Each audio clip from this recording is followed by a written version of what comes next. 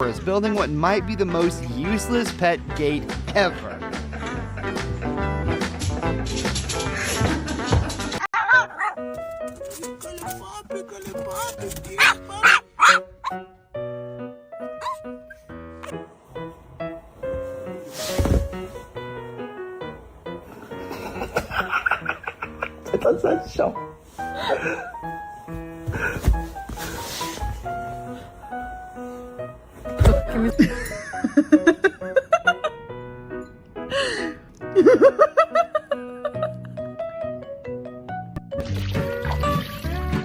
He's copying you. Do it again.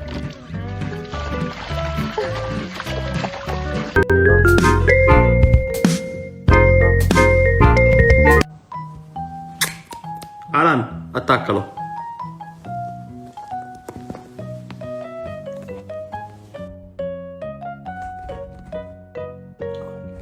You're so quick.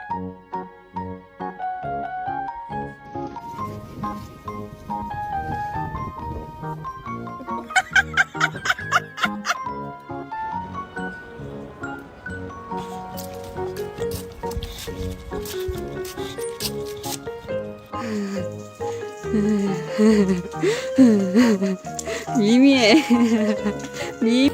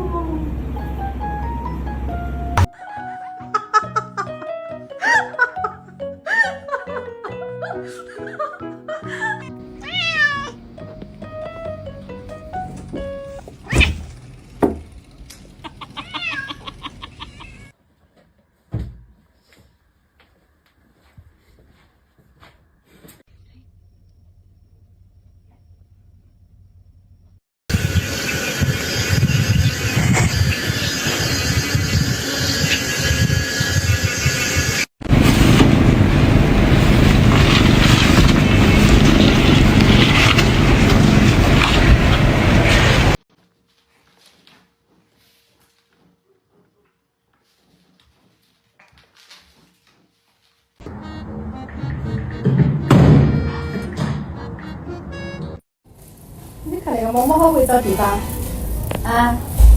那个猫猫4块9。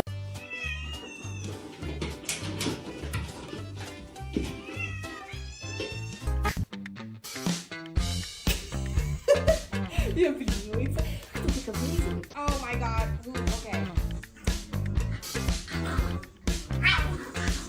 Okay. Oh.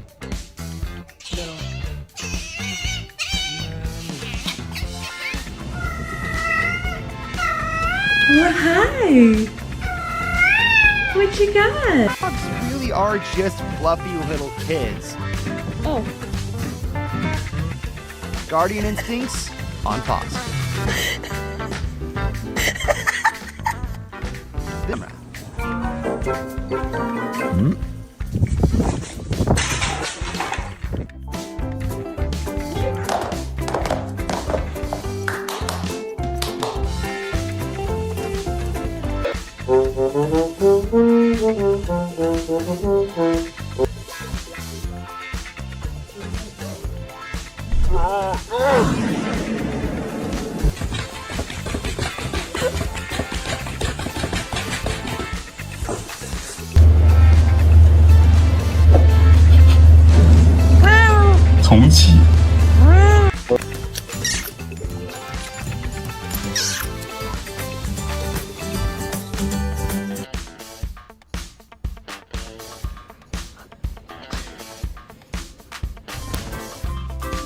Kittens have two modes. Either they become someone's tail or they play with others' tail.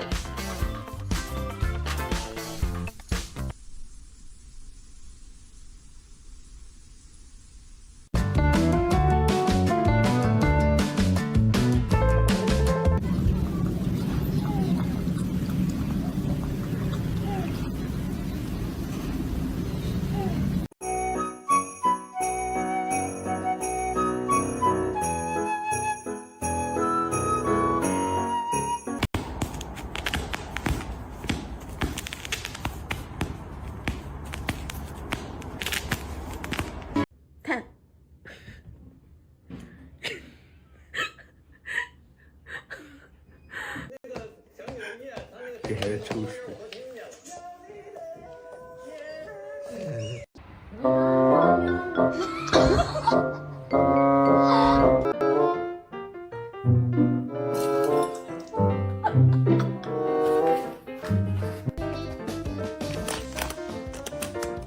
We don't think that this will receive a warranty from Apple Store. You think Apple cares enough? Kitty is too young to unlock the fish catching ability.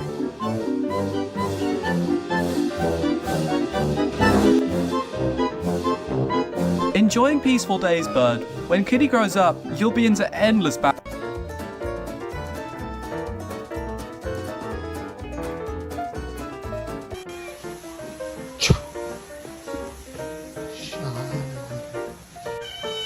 Tenho fé no Senhor que vai sair. Que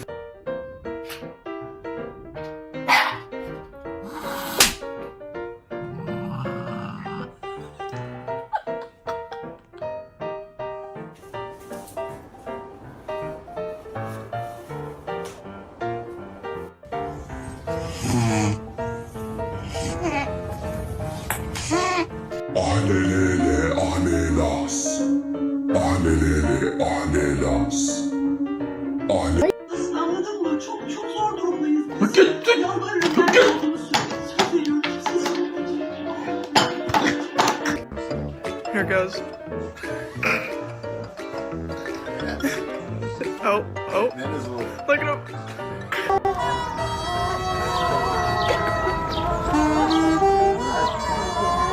He heard his mom's voice, came running, and then completely short-circuited when she looked nothing like herself. Hi, it's me.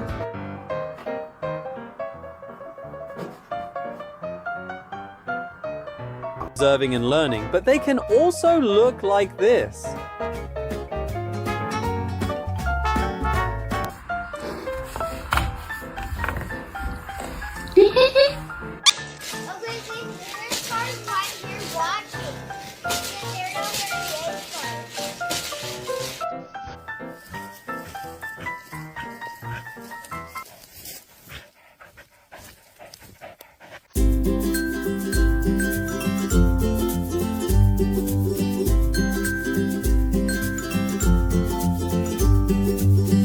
Hello everyone. Today I will tell you a story. The story is titled, MIT in the Habit of Resting His Head on My Leg. Please like and subscribe to my channel if you appreciate me. You can skip this if you don and oppose. Like this video. Thank you very much. The story begins as follows. MIT has a very specific habit. He doesn't jump into my arms like some dogs. He doesn't bark loudly for attention or spin in excited circles when he wants affection. Instead, MIT walks over slowly, carefully, as if he doesn't want to interrupt my thoughts. Then, without asking, without making a sound, he gently places his head on my leg. The first time he did it, I was sitting on the floor, leaning against the sofa, scrolling through my phone after a long day. The room was quiet except for the ticking of the clock and the soft hum of the fan. I felt a small pressure against my thigh, warm, steady, alive. I looked down and saw MIT's eyes looking up at me, calm and patient, his chin resting fully on my leg as if it had always belonged there. MIT is not a big dog, but his head has weight. Not the heavy kind, but the kind that makes you aware of presence. The kind that says, I am here. His ears relaxed, his breathing slow, his body close but not demanding. He didn't ask me to pet him. He didn't whine. He simply stayed. From that day on, it became his thing. When I worked on my laptop, MIT would walk over and rest his head on my leg. When I sat to tie my shoes, there he was. When I stared into space, lost in my own thoughts, MIT noticed before I did. He always chose the quiet moments, the ones where humans pretend they're fine.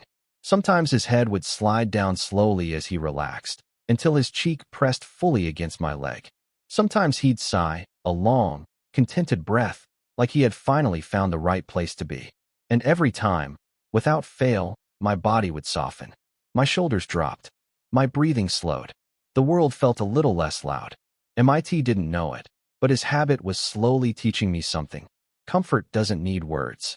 MIT's head on my leg habit followed me through ordinary days. Morning coffee, afternoon work, late night exhaustion. MIT was there for all of it. On busy mornings, when when I rushed around the house, half awake and already late in my mind. MIT would sit near the door. Just as I bent down to grab my bag, his head would find my leg. Not enough to stop me, just enough to remind me to breathe. Sometimes I'd laugh and say, MIT, not now, but my hand would automatically reach for his fur. He never moved away. He waited until I finished the touch first. In the afternoons, when sunlight spilled across the floor, MIT would nap nearby. But if I sat down and sighed, the kind of sigh that carries more weight than it should, he woke up instantly. No hesitation, no stretching, just straight to my leg, head resting, eyes half closed. As if my sadness had a scent only he could smell. At night, when the world finally slowed down, MIT's habit felt different, deeper. He'd rest his head longer, heavier. Sometimes I imagined he was listening to my heartbeat through my leg, memorizing its rhythm. Sometimes I whispered to him about things I never said out loud to anyone else. He didn't respond, of course, but he didn't leave either. Once, after a particularly difficult day, I sat on the floor and cried quietly. I didn't call for him. I didn't want to worry him. But MIT came anyway. He placed his head on my leg, then slowly slid closer until his whole body leaned against mine. No licking, no panic, just presence, just warmth. That moment changed the way I looked at animals forever. MIT wasn't trying to fix me. He wasn't trying to distract me. He was simply sharing the space I was in, emotionally and physically. And in that shared space, I felt less alone. I began to notice how rarely humans do that for each other. We rush to give advice. We interrupt silence. We try to solve feelings instead of sitting with them. But MIT understood something deeply simple. Sometimes love is just staying still. MIT and his small habit of resting his head on my leg may seem insignificant from the outside.